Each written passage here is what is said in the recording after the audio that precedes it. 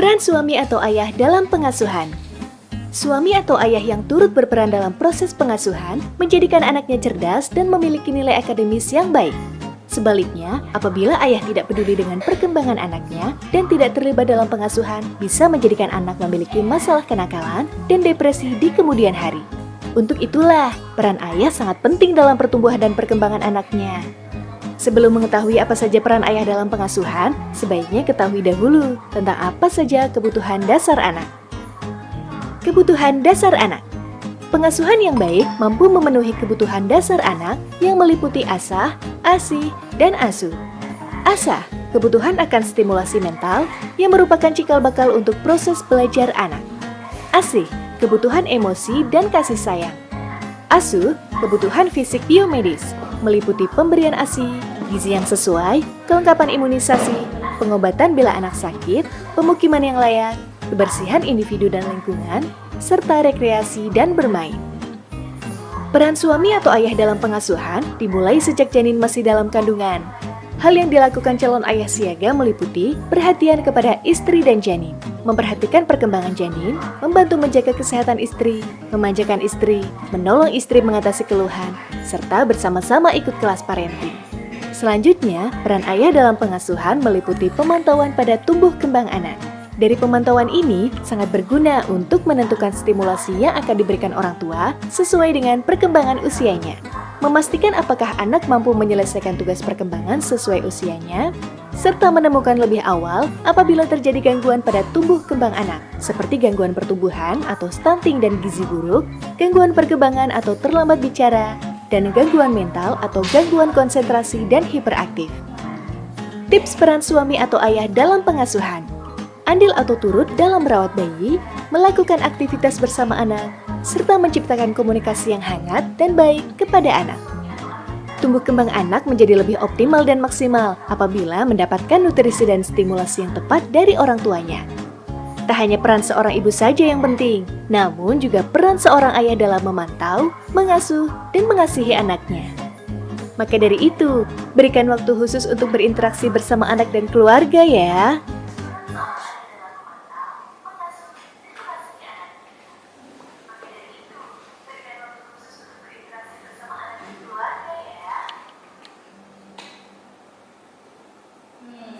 Itu tadi dari BKBBN tentang bagaimana pengasuhan anak.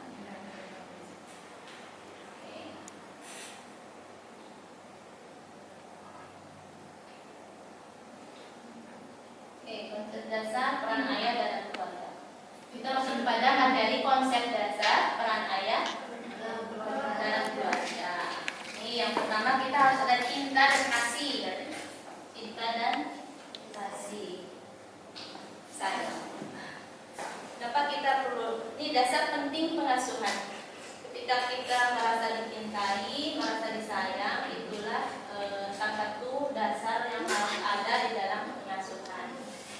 Kemudian kita harus ada konsistensi dan rutinitas. Maksudnya ketika dalam mengasuh itu harus ada konsisten dan rutinitas. Jadi kalau misalnya antara ayah sama ibu saja, misalnya ketika memberikan perlakuan kepada anak ya, contoh anak itu misalnya ayah boleh nggak misalnya saya makan ini, kata ayahnya boleh, kata mamanya nggak boleh, tuh berarti belum ada saling konsisten, belum ada saling komunikasi antara ayah dan ibu bagaimana satu suara kepada anak. Harusnya ada satu suara. Kenapa? Nanti anak bingung loh, atau anak itu akan mencari perlindungan yang lebih enak dong. Mana yang lebih enak? Tentu dia yang lebih duluan atau lebih dekat ke arah mana. Ketika menguntungkan dalam bentuk ayah, berarti ayah. Kalau menguntungkan dia ke ibu, ya ke ibu dia pilih. Jadi mana yang lebih menguntungkan buat anak itu yang dipilih. Nah ini berarti belum ada konsisten dalam mengasuh anak. Oke, kemudian apalagi konsep dasarnya ini harus ada komunikasi terbuka. Maksudnya ketika orang tua sama anak ini harus saling terbuka. Ya, terbuka ini syaratnya adalah saling percaya dong. Coba kalau misalnya kita mau ngobrolin sesuatu aja, misalnya mau curhat misalnya, mau bilang apa-apa misalnya ke Bu Padia misalnya. Kalau Bu Padianya nggak saya percaya, keluar semua nggak curhat saya? Enggak. Oke. Jadi saya akan curhat kalau saya ada rasa percaya sama orang itu gitu ya. Tapi kalau tidak percaya, saya akan mungkin ya sedikit aja curhatnya atau bahkan tidak akan terjadi curhat. Nah, dalam keluarga pun begitu, dalam pengasuhan. Ketika ada suami sama istri misalnya mau komunikasi, kemudian kalau misalnya tidak saling percaya, tidak akan terjadi komunikasi yang baik. Begitupun anak kita kepada ibunya, kepada ayahnya, kepada saudaranya. Kalau dia sangat percaya, sangat yakin bahwa ibunya atau ayahnya tidak akan menyakitinya atau tidak akan terjadi sesuatu, dia akan terbuka. Apapun, misalnya, ayah saya punya pacar, katanya kan anak TK sekarang begitu ya. Gak ada pacar aku, pacar-pacar kan nggak paham apa itu, tapi dia akan langsung terbuka aja sama ibunya atau sama ayahnya. Nah, itu termasuk keterbukaan. Sekarang keteladanan. Jadi orang tua itu harus menjadi sosok yang teladan. Teladan itu apa? Iya, bisa ditiru, bisa dicontoh. Jadi ketika jadi orang tua, begitu kita memutuskan untuk menjadi orang tua atau begitu Allah kasih kepercayaan kepada kita seorang anak, otomatis kita menjadi orang tua. Betul kan? Tandanya sudah tua. Ya, orang tua ini tentu memiliki anak atau dikasih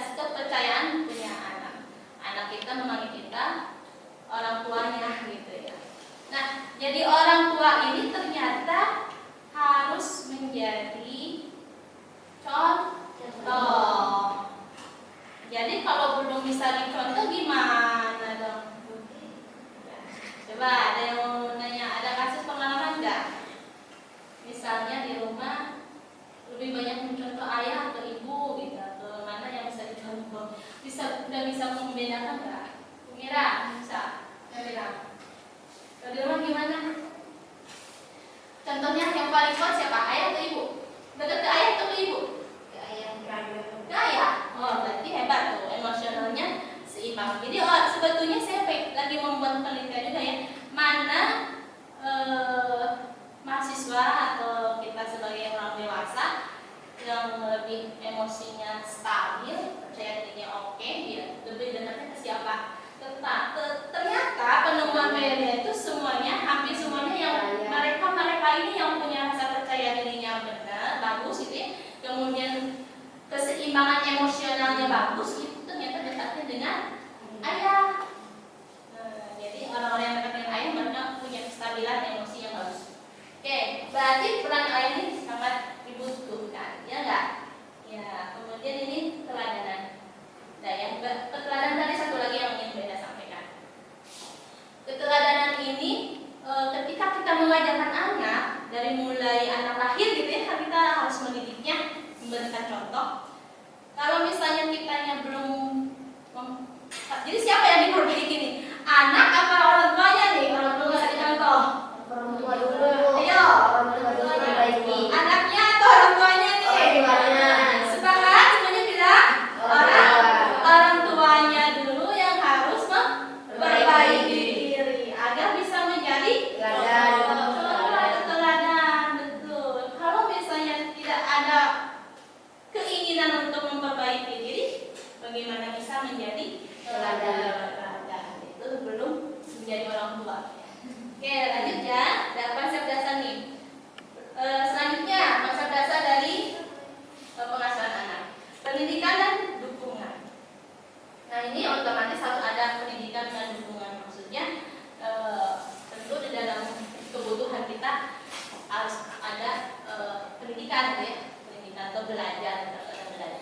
Ketika pendidikan ini menjadi kebutuhan ya, kebutuhan dasar manusia. Jadi pendidikan itu harus ada. Dan yang menjamin siapa? Pak. Kepala keluarga. Jadi yang menjamin pendidikan itu kepala keluarga. Kalau ibu apa?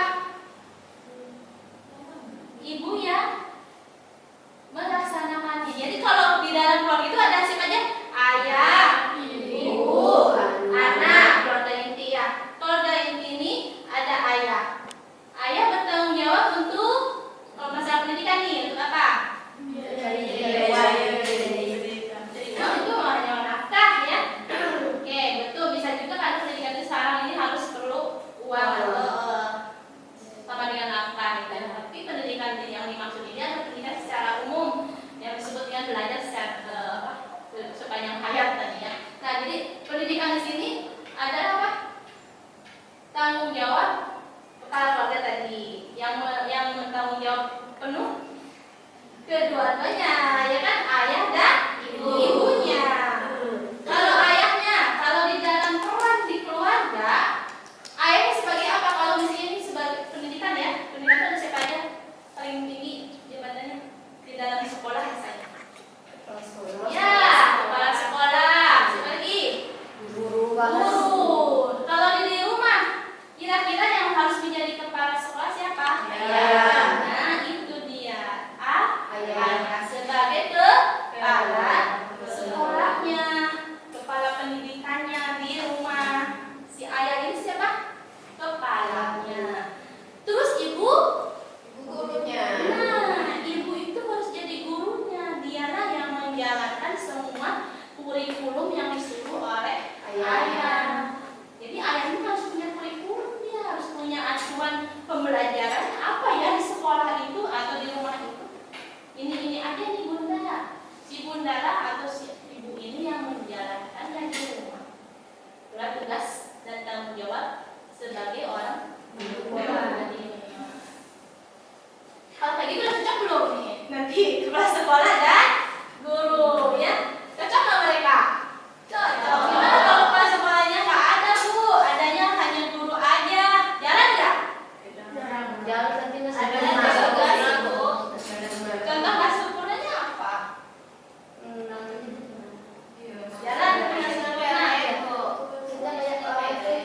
motherless itu Bu, dia hanya ada tapi dia nggak merasa ada dia bilang motherless. Iya. Motherless. Nah, itulah sosok ayah kadang-kadang yang wujudnya ada, maksudnya perannya ada di situ di rumah, tapi perannya itu belum maksimal dilakukan. Mungkin itu makanya perlu mata kuliah kan, parenting ya. Oke, ada lagi disiplin yang positif. Ini konsep dasar dari seorang ayah ketika mendidik di rumah di keluarganya. Dia pasti harus ada disiplin. Coba yang kira-kira yang paling lebih kalau kita bandingkan antara masalah disiplin ya, ayah atau ibu yang disiplin? Ibu disiplin apa? Dalam hal apa? Waktu. Jadi ayah nggak kerja nih. Tapi kadang-kadang itu bangunin dulu Bu. Oh iya, si ayah perlu dibangunin ya. Itulah fungsi si ayah sudah mulai berubah menjadi harus itu. Nah, yang benarnya yang mana? Maksudnya ayah seharusnya Kepala sekolah siapa? Kepala keluarga siapa? ayah. Nah, itulah ternyata ayah-ayah kita. Ternyata laki-laki atau kepala rumah tangga kita sudah mulai berubah menjadi ibu rumah tangga ya. Makanya banyak terjadi miss atau banyak yang salah atau loss di dalam keluarga karena ayahnya harusnya dia yang yang disiplin. Misalnya ini jam subuh, kan subuh jam berapa? Jam 5 kurang 5 menit. Yang duluan bangun siapa? Ibu. Ibu ya. Ibu membangunkan si ayah. Ayah bangun, tunggu katanya. Gak bisa bangun. Tunggu berapa menit lagi ya? Tunggu lagi. Anak-anaknya gimana dong kalau kayak gitu? Tidur ayahnya Bu. Kira-kira si anak nurut ke ibunya, mencontoh ibunya atau si ayah yang Ayahnya. masalah bangun ini? Ayahnya. Nah, yang dicontoh ayahnya. Padahal tadi contohnya positif atau kurang positif? Kurang positif. Kalau begitu turun dong ke si anak. Nah, ini nih yang udah punya anak kita ya. Oke, yang lanjut lagi penghargaan dan pengakuan. Nih, ketika kita ada usaha untuk pencapaian anak, kita harus memberikan sebaik mungkin yang penghargaan kepada anak. Contoh, kalau kita cerewet ketika anak melakukan hal yang baik atau yang buruk? Yang buruk. Yang buruk. Kayak gimana cerewetnya? Banyak atau banyak sekali? Banyak sekali. Banyak sekali. Gitu. Kalau misalnya anak kita melakukan hal yang baik, positif, cerewet atau tidak? Tidak. Dipuji Bu. Kasih pujian atau jarang? Kasihan. Sebanyak apa pujiannya? Sering atau jarang? Jarang. Tergantung. Kalau dia sering saya pujiannya Bu. Kira-kira baiknya mereka sering atau jarang? Jarang. Jarang juga ya baiknya. Nah, di sinilah perlunya penghargaan atau tadi rewardnya. Kalau misalnya lagi melakukan baik, ya harusnya dibilang wah hebat, bukan tumben kamu baik. Maksudnya nggak baik. Anaknya tambah baik atau mau lakukan atau enggak? Nggak mau. Nggak mau lagi besok. Udah dibilang tumben ya, udah menjalankan tumbennya aja dikerjakan. Nah inilah respon si orang tua ini yang kurang bagus sama anaknya. Jadi maunya apa orang tua nih? Waktu baik saya dibilang tumben baik. Waktu tidak baik otomatis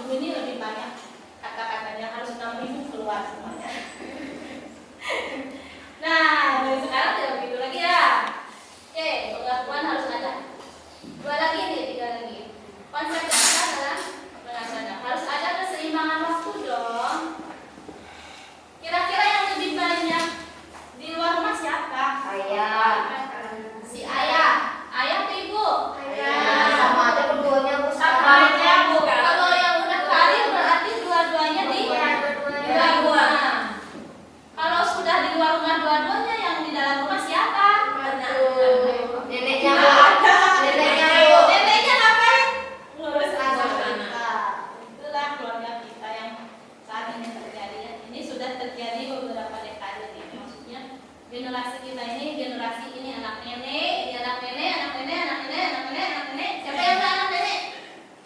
Saya, ibu sama. Wah, masih jasa sama mamanya. Alhamdulillah. Nisa, anak mama, ya kan? Ayo, anak mama. Ayo. Tidak susah sih kan? Waktu kecil ya, boleh nanya waktu umur kita 1 sampai SD lah. Kelas nenek loh. Sama nenek, Bu. Sama siapa? Sama ibu. Ada ibu di rumah ya? Alhamdulillah. Putri? Sama ayah? Sama ibu. Sama ibu ada di rumah. Dari pagi sampai sore, dari kelas 1 sampai kelas 6. Ibu ada di rumah. Alhamdulillah. Ayahnya yang kerja. Bu, ibu. Sama ibu kan ada di rumah. Oh, si anak ibu. Anak ibu anak nenek? Anak nenek. Coba, berarti yang punya anak nenek berapa orang nih? Beda anak nenek nih. Anak ibu cuma 1, 2, 3, 4 dari sekian ribu orang anak nenek. Itulah kalau anak nenek. Anak nenek tentu saja dia mengasuhnya juga zaman nenek loh, tidak zaman sekarang lagi. Zaman sekarang saya udah pakai zaman Gen Z, misalnya. Si nenek mana bisa menjadi Gen Z? Yang kan si nenek saya aja yang milenial itu tidak bisa menjadi Gen Z gitu. Jadi yang mengasuh kalau nenek ya berarti dekade yang dia ajarkan itu dekade bukan zamannya. Padahal kata Umar bin Khattab, asuhlah didiklah anakmu Sesuai zamannya. dengan Zamannya. Ketika tidak sesuai ya begitu aja. Zaman udah sampai sini, diasuhnya begini. Kadang-kadang nenek itu energinya gimana? Misalnya contoh aja, ada anak tuh masih umur 4 tahun, 5 tahun, muda, nenek. Tadi aku dapat cerita mana? Alhamdulillah, nenek capek. Nenek. Bosan deh. Ini aja ini apa? Nanti. Nenek capek banget. Nenek nggak ada waktu lagi. Nenek capek. Oh. Kamu main apa sana? Main kan? Nah, gimana tuh pengasuhan nenek? Bisa diandalkan atau gimana? Nggak bisa. Iya. Saya tuh kayak gitu. Maksudnya dari sejak menikah saya komitmen. Meskipun saya begitu, ya sama-sama berkarir. Maksudnya ayah saya, suami harus otomatis wajib mencari nafkah. Kita itu sebagai ibu tetap harus dua-duanya juga karena zaman sekarang nggak bisa nggak kerja bisa ya. Tapi komitmen untuk anak saya semuanya sama saya. Saya bawa kerja, saya bawa kemana waktu umur dari anak 1 sampai 4. Karena komitmen pada diri sendiri. Buat apa saya sibuk? Saya mencari uang itu saya kasih ke pembantu itu yang mengasuh anak saya. Kualitas anak saya sama dengan pembantu, saya tidak mau. Akhirnya saya berkorban untuk ya jalur. Kalau anak saya masih umur sampai minimal sampai masuk SD ya kelas 1, saya lebih banyak dari rumah. Berapa persen saya kerja hanya 2 hari aja, 1 minggu itu 1 minggu aja. Jadi lebih banyak sama anak. Jadi mereka ingat sekali sama ibunya. Tapi kan udah diseimbangkan oleh si ayah. Ketika saya pergi, ya bisa sama ayahnya. Karena ayahnya yang salah. Itu empati dan kesehatan fisik dan mental. Ini juga tanggung jawab dari orang tua ya. Ketika anaknya sakit, tentu harus kita cek gitu ya, membawa anak kita ke tempat pengobatan atau misalnya ke yang lainnya. Ketika anak sakit biasanya lebih banyak membutuhkan orang tuanya. Coba misalnya demam aja sedikit, anak kita gimana? Rewel atau enggak? Iya. Jadi lebih banyak dibutuhkan dibandingkan ketika lagi sehat ya. Nah, namun kadang-kadang misalnya si anak kita tuh rewel sakit gitu ya. Tapi karena kita yang nggak punya waktu, nggak punya ya harus kerja gitu ya, harus memilih untuk kerja, anak kita otomatis kita paksa untuk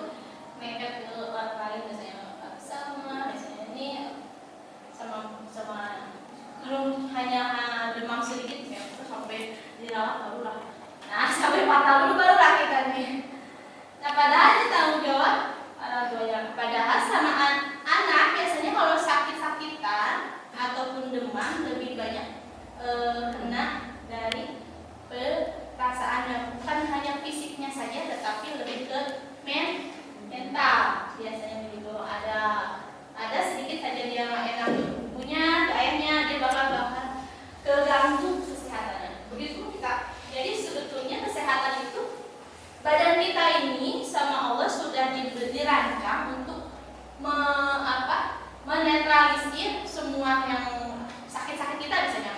Jadi sakit ini tidak, kalau sakitnya hanya fisik, hanya karena memang benar sakit kecapean segala itu bisa dinormalkan lagi oleh badan kita sendiri selama maksimal 3 bulan. Jadi kalau sakit kita lebih dari 3 bulan itu bukan sakit fisik, di luar fisik. Jadi kalau orang-orang yang sakitnya melebihi dari 3 bulan inilah yang di luar, bukan fisik lagi yang sakit, tapi luar fisik. Biasanya mentalnya yang kena. Mentalnya misalnya dia biasanya dari hati, misalnya kayak saya tidak bisa menerima, tidak bisa menerima kenyataan, langsung saya kena apa? Asam urat. Orang-orang yang kena asam urat itu biasanya tidak bisa menerima kenyataan. Terus misalnya orang yang sangat sedih, sedihnya berlebihan, kayak sedih ini sedih itu, biasanya dia kena asma. Asma tuh orang yang sedih berlebihan. Terus misalnya yang kena stroke, darah tinggi, ya itu sebetulnya banyak marah, memendam marah. Jadi itu dari hati juga, marah dipendam, tidak bisa dikeluarkan semua, tidak pandai menetralisir emosi, dia kena stroke, darah tinggi.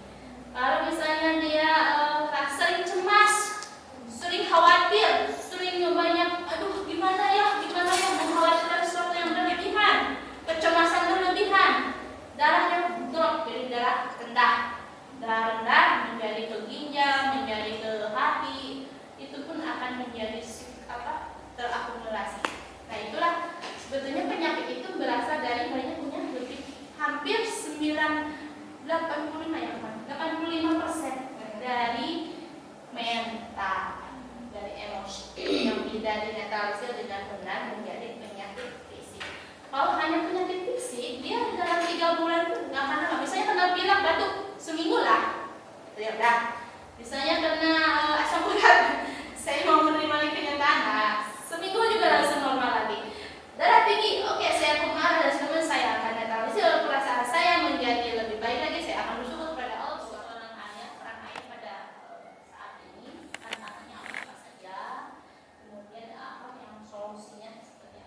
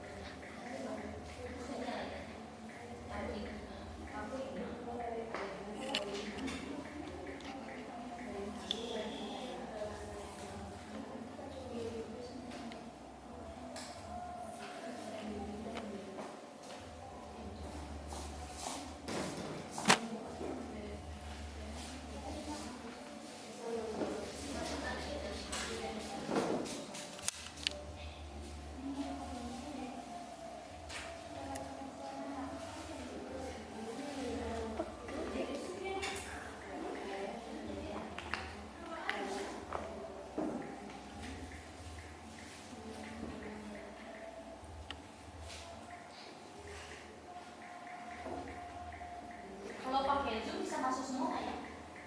Bisa. Soalnya ini nggak masuk di 15 ini baru ini. Iya, tapi 13. Nggak lulus juga bedanya. Kalau pakai Zoom,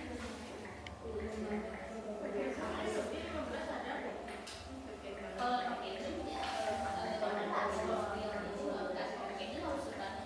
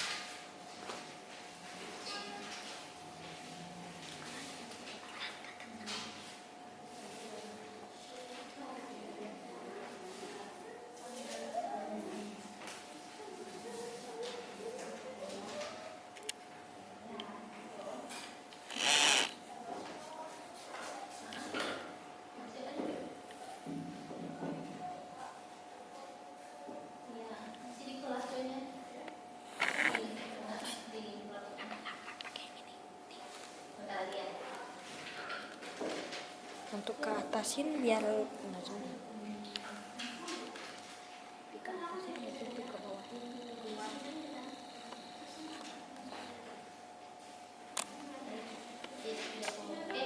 Teman-teman kita 30 menit ya. Jadi 30 menit selesainya. Ya, ini berapa menit ya? Cuma 6 menit lagi lah membuatnya, kemudian kita presentasi.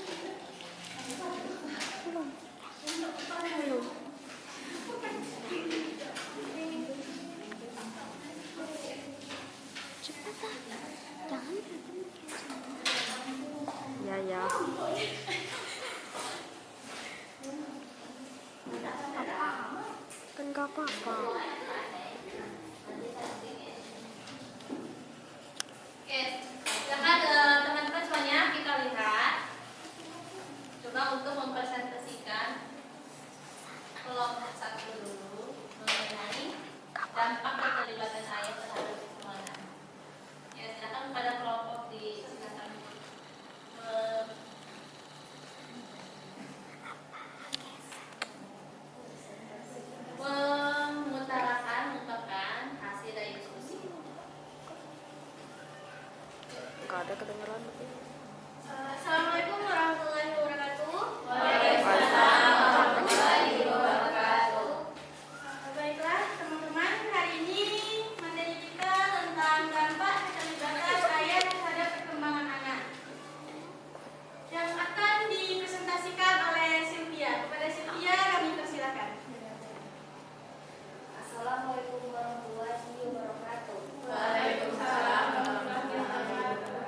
Baiklah, kami akan mempresentasikan hasil diskusi kami yaitu tentang dampak keterlibatan ayah terhadap perkembangan anak, yaitu perkembangan anak. Keterlibatan ayah dalam kehidupan anak memiliki banyak dampak positif terhadap perkembangan anak. Satu, perkembangan emosional. Anak yang memiliki hubungan yang dekat dengan ayah cenderung memiliki kesehatan emosional yang lebih baik. Mereka lebih mampu mengelola stres dan tingkat kecerdasan yang lebih rendah. Kedua, ada prestasi akademis. Kehadiran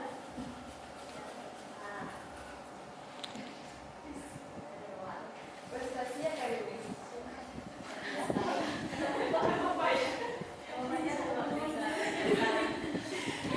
Kehadiran ayah yang terlibat aktif dalam pendidikan anak bisa meningkatkan prestasi akademisnya. Anak lebih termotivasi untuk belajar dan menunjukkan kinerja yang lebih baik di sekolah. Tiga, perkembangan sosial. Anak yang terlibat dengan ayah cenderung memiliki keterisian yang lebih tinggi. Empat, perilaku dan moral. Ayah yang terlibat secara aktif dapat memberikan contoh yang baik dan mendidik anak dalam memahami norma dan nilai yang baik. 5. Kemandirian dan kepekaan diri. Kepercayaan diri. Anak yang memiliki dukungan dari ayahnya seringkali lebih percaya diri dan mandiri. 6. Kesehatan fisik. Ayah yang terlibat dalam aktivitas fisik dengan anaknya seperti bermain atau berolahraga bersama dapat meningkatkan fisik anak. Jika seorang ayah mampu memberikan kasih sayang secara tulus kepada anaknya, hal ini dapat menciptakan suasana yang nyaman dan aman bagi anak. Pentingnya peran ayah dalam perkembangan anak telah diakui secara luas oleh para ahli dan praktisi. Oleh karena itu, para orang tua, terutama ayah, diharapkan untuk terlibat secara aktif dalam hal pengasuhan, pendidikan maupun pembentukan nilai-nilai moral dan sosial. Kita dapat memastikan bahwa anak tumbuh dan berkembang dalam lingkungannya yang mendukung dan memperkaya yang akan membawa dampak positif bagi perkembangan mereka di masa depan. Seorang ayah terlibat dalam kehidupan anaknya, menciptakan jejak kenangan yang tak ternilai dan pengaruh positif yang abadi. Secara keseluruhan, keterlibatan ayah memberikan fondasi yang baik bagi perkembangan di berbagai aspek kehidupan. Itu tadi presentasi dari kelompok kami. Bagi teman-teman yang ingin memberikan masukan pendapat tentang diskusi kami tadi, dipersilakan. Terima kasih. Saya ingin bertanya. Di sini kan tadi sudah dijelaskan bahwa anak yang ada keterlibatan ayahnya dalam pengasuhan itu banyak sekali dampak positif. Tetapi di dalam masyarakat juga kita bisa melihat bahwa anak yang tumbuh tanpa ayah, mungkin ayahnya sudah meninggal, tetapi juga memiliki prestasi, tingkah laku yang baik. Nah itu kenapa? Terima kasih. Terima kasih, Bu.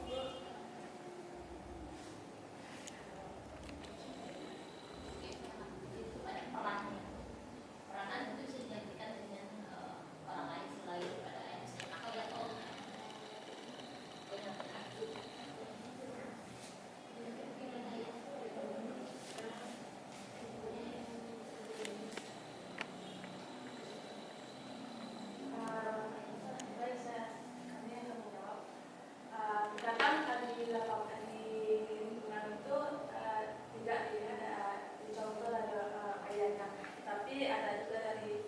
omnya atau dari paman.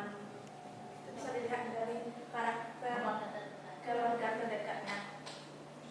Di situ bisa si anak bisa melihat atau belajar bagaimana karakter keluarga dekatnya, baikkah, burukkah. Kalau misalnya dia keluarga dekatnya buruk, pasti keluarga terlakunya sendiri buruk. Tetapi kalau keluarganya baik, anaknya baik juga terlakunya. Dalam arti kata peran ayahnya tergantikan oleh Orang sosok baik. baiknya, seperti adik dan kakak dari dirinya atau kayak misalnya. Terima kasih.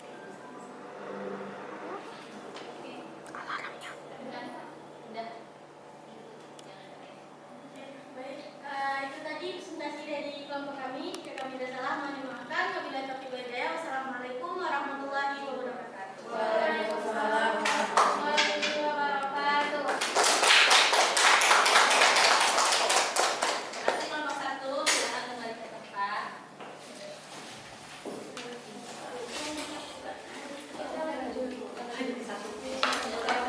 Oke, selanjutnya kelompok 2. Boleh dipegang, boleh juga boleh dipegang. Boleh dipegang. Nah.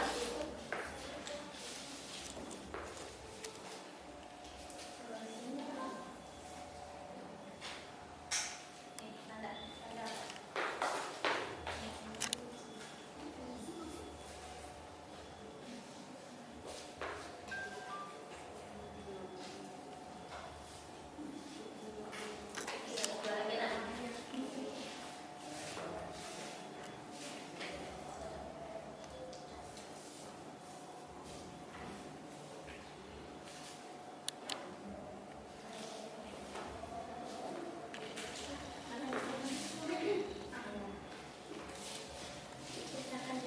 Bismillahirrahmanirrahim. Assalamualaikum warahmatullahi wabarakatuh. Waalaikumsalam warahmatullahi wabarakatuh.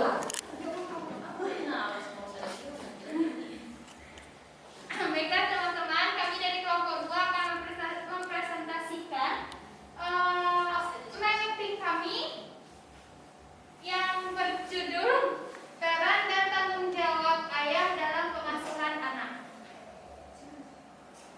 yang akan dibacakan oleh Nanda. Akan dijelaskan oleh Nanda. Pada Nanda kita persilahkan. Yaitu peran dan tanggung jawab ayah dalam pengasuhan anak.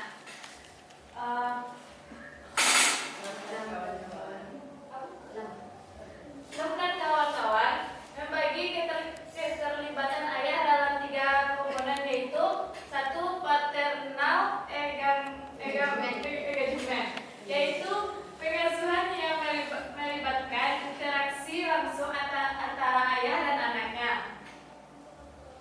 Misalnya lewat bermain, mengajari sesuatu atau aktivitas santai lainnya. Yang kedua, aksesibilitas atau ketersediaan, berinteraksi dengan anak pada saat dibutuhkan saja. Hal ini lebih bersifat temporal. Ketiga, tanggung jawab dan peran dalam hal menyusun rencana pengasuhan anak. Pada komponen ini ayah tidak terlibat dalam pengasuhan dengan anaknya. Manfaat keterlibatan pengasuhan ayah bagi anak. 1. Perkembangan kognitif. Anak yang dibesarkan dalam keterlibatan ayah pada pengasuhan anak akan memiliki prestasi akademik serta ekonomi yang baik, kesuksesan dalam karir, pencapaian pendidikan terbaik, dan kesejahteraan psikologis. Kedua, perkembangan emosi dan kesejahteraan psikologis. Kehangatan yang ditunjukkan oleh ayah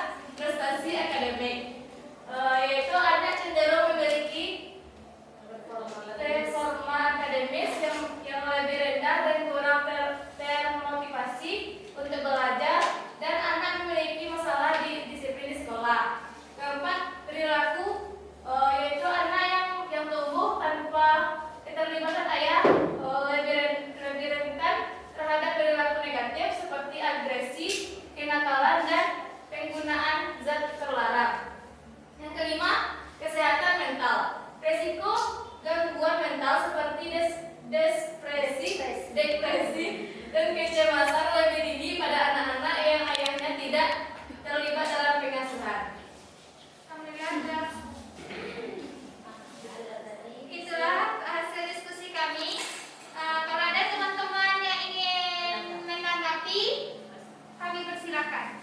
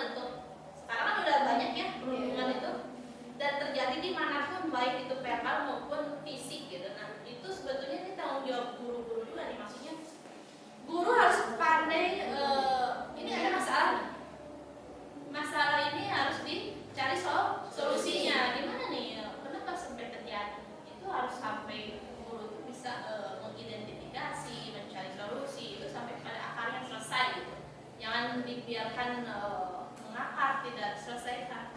Itu wajib tuh diselesaikan ketika tadi misalnya otomatis kalau orang tuanya misalnya menghubungi guru kelas, Bu, anak saya tadi terjatuh sama ini, apakah betul misalnya? Oh iya, mungkin saya tadi saya nggak bisa sholat, jadi mungkin kejadiannya ketika saya sholat, Bu. Maaf ya Bu, saya nanti besok konfirmasi sama anaknya. Nah itu guru menyelesaikan di kelas konfirmasi antara anak yang terjadi tadi berkelahi atau apa, diselesaikan dengan cara yang sebaik-baiknya. Ya. Oke, terima kasih untuk kelompok 2, 3 ya. Silakan itu. Baiklah, mohon maaf atas kesilapan kami. Kami akhiri wabillahi taufiq wal hidayah. Wassalamualaikum warahmatullahi wabarakatuh. Waalaikumsalam warahmatullahi wabarakatuh. Silakan berikan. Oke. Terima kasih untuk semuanya. Alhamdulillah sudah terjadi diskusi dan membicarakan berbagai kasus yang sudah kita tadi lakukan, di antaranya beberapa kasus, dan sudah bisa diambil setiap kasusnya ada kesimpulannya dan solusi yang ingin ditawarkan. Selanjutnya kita masuk ke kuis. Nanti silakan masuk ke kuis.com ya. Oh iya. Masuk ke kuis.com, nanti silakan diisi. Situ ada sekitar 5 pertanyaan. Teman-teman bisa mengevaluasi tadi hasil belajar hari ini. Nah, setelah itu teman-teman bisa bermain game bersama Melia di game menti.com. Silakan masuk ke situ juga, teman-teman bisa mengisi hasil dari hari ini. Oke, baiklah. Bagaimana tadi belajarnya? Seru? Bisa diambil kesimpulannya kah? Siapa yang bisa, satu orang atau dua orang yang bisa menyimpulkan hasil dari belajar hari ini? Oke, silakan.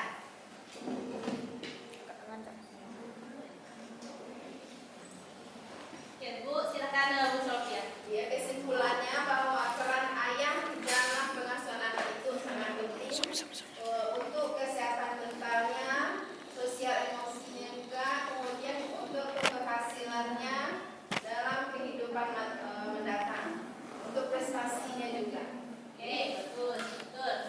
Ada yang mau menambahkan?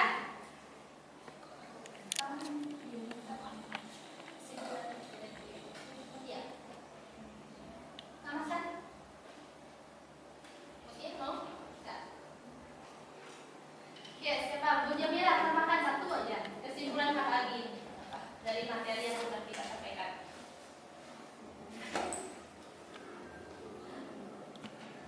Tadi yang gitu. Tanggung jawab ayah. Ujungnya tentang apa? Oh, ayah yang berhasil itu ayah yang mendidik. Ayah yang berhasil itu berarti ayah yang ikut. Oke. Baiklah, ayah yang berhasil, ayah yang dikatakan berhasil itu adalah yang ayah yang ikut mendidik anak dalam keluarganya. Betul, semuanya sepakat? Sepakat. Alhamdulillah, teman-teman sudah mendapatkan kesimpulan dari 3 tujuan pelajaran hari ini, yaitu tadi tentang konsep dasar cara mengasuh keterlibatan ayah dalam keluarga. Kemudian mahasiswa tadi bisa mengidentifikasi, mencari tahu bagaimana peran dan tanggung jawab seorang ayah terhadap anaknya. Kemudian mahasiswa tadi juga sudah menyimpulkan, mengambil kesimpulan lagi, satu mengenai keterlibatan, dampak-dampak positifnya seperti apa keterlibatan ayah dalam mengasuh anak. Oke.